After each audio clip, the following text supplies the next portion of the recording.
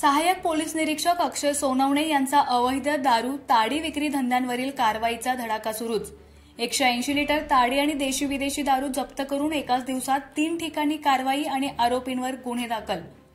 Mhaswad police Thane हद्दीतील अवैध दारू विक्री संपुष्टात आणण्याकरता धडाकेबाज मोहीम राबवण्यात आली असून या अनुषंगाने एकाच दिवसात सहाय्यक पोलीस निरीक्षक अक्षय सोनवणे यांनी अवैध ताडी विक्री व देशी विदेशी दारू विक्री करणाऱ्या आरोपींवर म्हसवड पोलीस ठाण्यात महाराष्ट्र दारूबंदी अधिनियम कायद्यान्वये 3 गुन्हे दाखल केले असून यामध्ये तब्बल 180 लिटर ताडी आणि देशी विदेशी दारू जप्त केली आहे। या मोठ्या कारवाईमुळे अवैध धंदे करणाऱ्यांचे धाबे दणाणले असून यापुढेही अवैध धंद्यांवरील कारवाई अशाच पद्धतीने प्रभावीपणे चालू राहणार आहे।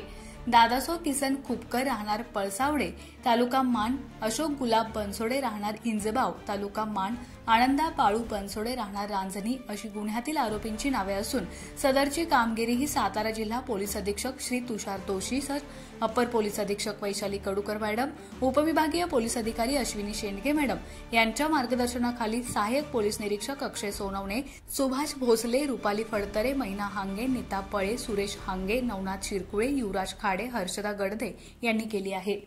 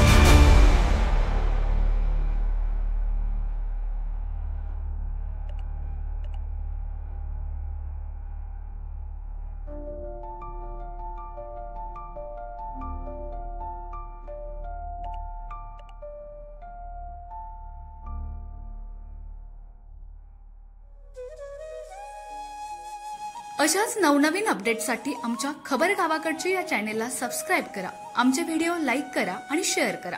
धन्यवाद।